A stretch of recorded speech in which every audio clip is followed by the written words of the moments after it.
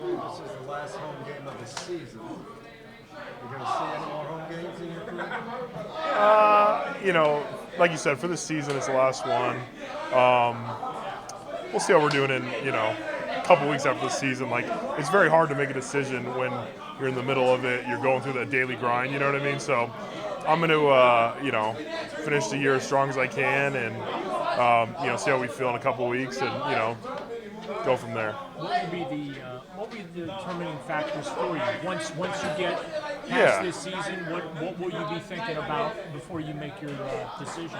Truthfully, it's mostly personal, just like how my body feels, going into another season.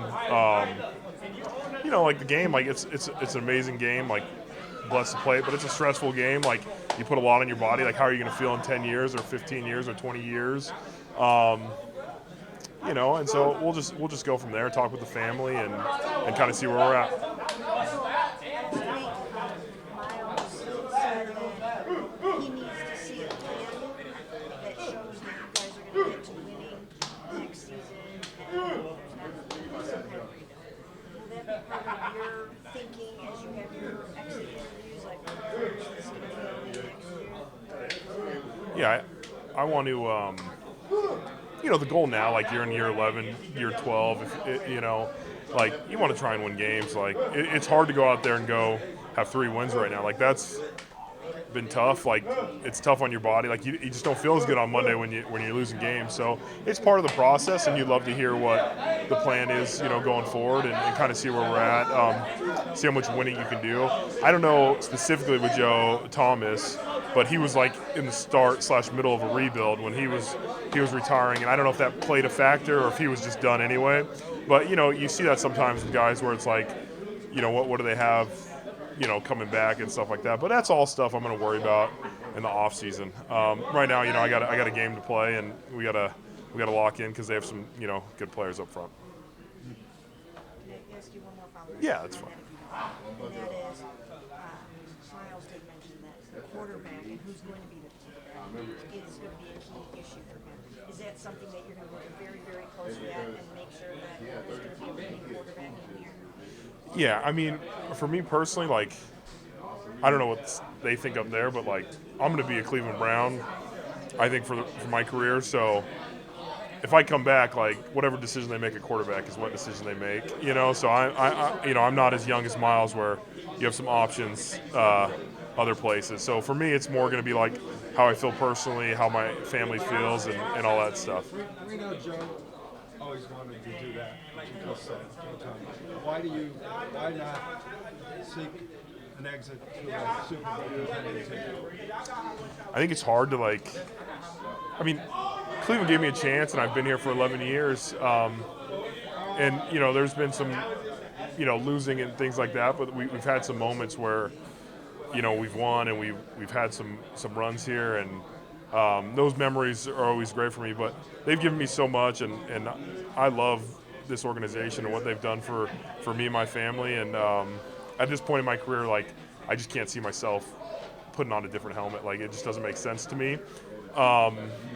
And that's kind of what it's. And like, it's hard to pick like who's going to win the Super Bowl this year. Like you know what I mean? It's hard to pick a team that needs a left guard that wants to bring you in, that wants to take care of you, and you make that decision to be like, hey, we're going to win a Super Bowl here, and quarterback gets hurt or someone gets hurt or you get hurt, and then you're like, dang, I just chased this Super Bowl for what purpose? Like, it's easy in hindsight to be like, oh yeah, Joe should have gone to Denver that one year, but like, you don't know what would have happened when he goes out there and stuff like that. So I think that all that is so hard to decide on.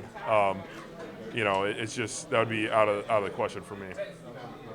When you mentioned this Miami front, game question for you here. There you go. You meant just what's challenging about that defensive front that they throw in? They've been a little banged up on the edges, with Phillips, and I don't know, Chubb's been practicing, but I don't know if he's coming back and things like that. But their inside guys are big, tall guys. Like, obviously, we've played Calais Campbell a bunch, but he's still playing at a high level. Zeeler's playing really well too, and they work so well with games. Like, they're not necessarily winning one-on-one all the time, but they run these pick games, and they're twisting their linebackers they have all types of these games that we've been trying to work on the last few days in practice. So that'd be a big challenge for us. And they're all smart players. Like, they know, when you're running certain looks and stuff like that. So it'll be a good challenge. Make sure we're communicating up front. Make sure we're on the same page. Go ahead. Dorian talked about stepping up in the pocket, trying to avoid some of those big sacks that he took in Cincinnati. The second game with him as a starter, do you think collectively you guys can improve on that? Yeah, like you said, it's a group effort. Like if he's going to step up, the interior line has to be firm in the protection, and we have to give him a chance to step up. But the way we're setting and stuff, like it's allowing for the tackles to run him by at 10 or 11, let him step up. I think, you haven't played football in a year, like to get out there and it's going full speed and seeing live bullets for the first time. I think he has to, I think he's going to improve. I think there'll be extra week of practice and all that stuff. But, they're a talented group up front, so it'll be a challenge for us. This time of year, when the temperature's above freezing, I'm sure you're happy about it. But considering what Miami's record is when it is, below freezing, are you a little disappointed when you look at that forecast for Sunday? No. I mean, it's supposed to be like a little rainy, right? Like 50 degrees or something like that. We have had a huge cold front, and now, December, January rolls around, and we're warming back up. But I don't look too much. I just see what the weather is for, like what cleats I'm going to wear. But, I mean, it would have been funny to play in like 20 degrees and let them freeze it out a little bit. Because I do hate going down there when it's like 90 degrees and humid. So, give them a little bit of payback. Joel, do you feel like this team, even though you guys are 3-12, do you feel like in terms of the supervising on winning, or do you feel like a couple pieces, quarterback play, I do. I think I've seen it with majority of guys in here. Like we were a playoff team last year. We won 11 games. So I see the people and the talent and the pieces. I don't think it'll be easy, though. I think, you have to put your head down. You have to work. You have to have a plan in the offseason to improve. All these things have to go to it. But I don't think it's a total, like, gosh, we have no talent, nobody here. I know you don't want to be too reflective at this point. Yeah. But just in your mind, do you have an idea of just what specifically has gone so wrong for you guys this year? And if so, in your thought process, that how quick of a fix is that? Right. I wish I had like a answer, because then I would have been like telling the coaches like, hey, we should probably not do this. You know what I mean? Like this has been costing us games. But I think it just comes down, like you watch a play, and it's like, gosh, the left guard missed his block there. You know what I mean? Like, if he made his block there, we got 10 yards. And then the next play, it's like, oh, man, the receiver, was just a little bit off on his timing, or like, a pre-snap penalty. Like, all these little things turn into the big things. And I think for us, it's been a case of the little things this year, which sucks because it's the details you look at and you're like, we can fix those things. And we obviously, it's been something new every week. If we fix one thing, something else breaks. So that's been a struggle for us, but I don't have a true like exactly what's going on. But it just seems like play to play, it's like one thing that hurts us, or the first drive of the game last week I think is a perfect example. Like you get down to the 1 yard line, the first drive that put it in, and we fumbled, and they go 99 and score a touchdown, and it's like no one's fault, but it's like those are the type of things you fumbled and you jump off sides on the first play on defense. You give them a chance. We get back in the red zone to get a one-score game. We turn the ball over again. Like things like that are just like, that's not winning football, and that's kind of where we've been at this year. Thanks, Joe. Thanks. Yep. How y'all doing? Y'all had a good Christmas? How was yours? It was good. It was good. Got to chill with the fam. It's always a good time chilling with the family.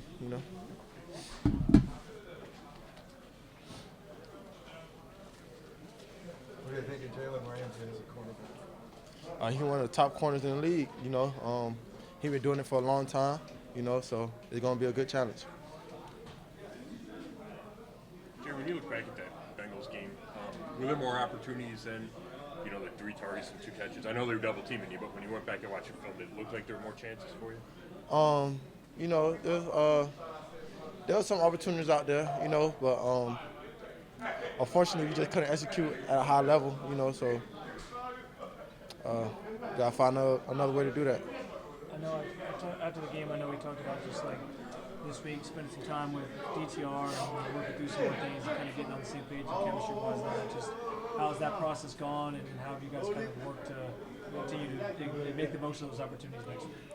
DTR been doing a good job. Just been working. We just stay in contact. Keep communicating what we see on and off the field. That's the best way to do it. Just so we be on the same page. as the season has progressed for you, and you've had these explosive games that you've had, have you seen defenses attack you differently as this year's gone on? Yes. You know, now I see a lot of two-mans, Tampa 2 coverages, a lot of underneath, two high safeties. So, you know, that's the biggest difference I've seen these past few weeks. Jerry, we know the goal is to win. So aside from that, you've already hit 1,000 yards. Is there another target within your reach individually? My target is to win these next 2 games. I mean, aside from that? Huh? Nah. I just want to win these next 2 games. There's some uncertainty over whether David is going to play or whether Seth is going to play. And obviously that makes it tougher on you because then they can double team you.